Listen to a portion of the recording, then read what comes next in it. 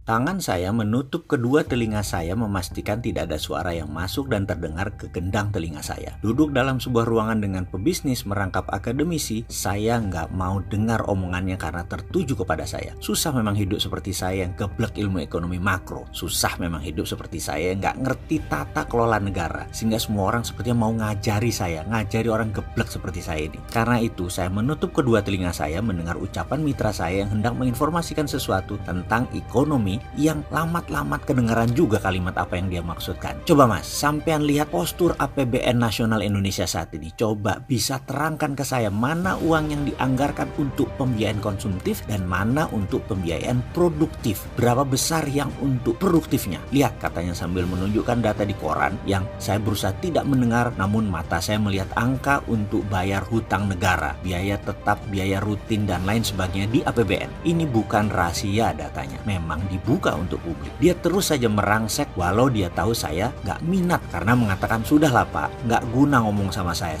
ini siapa, nggak ada apa-apanya, saya ini hanya tokai bagi para pejabat. Demikian saya mengatakan sambil menurunkan tangan di telinga saya dan dia terus mengatakan, mas berapa dana APBN yang buat menambah value added, menambah competitiveness negara Indonesia ini? Berapa? Ada nggak anggaran itu? Saya nyeletuk, infrastruktur? Saya menjawab sekenanya, bukankah dengan adanya infrastruktur jalanan jadi cepat ke tempat tujuan? Misalnya, dia mendengarkan defense saya tersebut. Lalu dia bertanya kepada saya, yang dibangun jalanan untuk meningkatkan produktivitas atau untuk meningkatkan produksi? Saya bertanya, bedanya apa pak produktivitas dan produksi? Maaf, saya ini goblok pol urusan ilmu ekonomi. Dia menjawab, meningkatnya produksi adalah meningkatkan sales dan jumlah hasil. Sedangkan meningkatkan produktivitas adalah meningkatkan profit. Jadi tingginya produksi belum tentu meningkatkan profit dan naiknya profit tidak harus dengan meningkatkan produksi. Waduh, begini nih kalau kepala mulai dibombardir sama pakar ekonomi dan pengusaha senior. Yang susah adalah dia business angel saya. 20 tahun terakhir kalau saya perlu bridging finance, ya dia yang mengeluarkan tanpa jaminan apapun. Saya perlu dana praoperasi apapun, dia dengan segera mengeluarkan dana dan saya balikan berupa bagi hasil. Tanpa orang seperti begini di sekeliling saya, kurang cepat saya berkembang usahanya. Dan untung saya punya belasan orang yang percaya, yang nggak pakai jaminan kalau sedang short of money. Jadi kalau dia sedang mau ngomong, ya terpaksa saya dengar. Seperti saat ini, infrastruktur pasti naikkan produktivitas lah. Jawab saya cepat. Oh belum tentu mas. Walah, kata saya dalam hati, bakal panjang nih. Kita mau bahas dari mana dulu? Faham dunia distribusi. Cepatnya barang berpindah benar meningkatkan produksi. Tapi sampean harus faham dunia distribusi. Bukan saja jalan cepat dari poin A ke poin B dari 12 jam jadi 6 jam. Terus Anda mengatakan itu menghemat. Benar, tapi tidak semuanya. Biaya distribusi, biaya logistik, mata rantainya panjang. Ada biaya gudang, mob demo, biaya pelabuhan, biaya packing, biaya ground handling, biaya transportasi darat, transportasi laut, dan lain sebagainya. Kalau biaya distribusi dan logistik di Indonesia itu 20%-an rata-rata. Dengan jalan infrastruktur darat mungkin turun 2% alias jadi 18%-an. Sudah hebat? Belum lah. Filipina biaya distribusi logistiknya hanya 11%. Singapura 4%. Malaysia 13%. Indonesia di atas 20%. Ingat, infrastruktur hanya salah satu di antara 8 faktor distribusi. Ya, sudah mulai dibangun, tapi begitu dibangun pakai hutang, ini memberatkan karena berapa biaya tol fee-nya. Ternyata memberatkan biaya angkutan karena jalanan yang dibangun banyak untuk kebutuhan transportasi non-produksi saat ini. Membangun bukan asal membangun. Sudah benar niatnya, namun tidak holistik. Dan ini yang mau saya betulkan di kepalamu.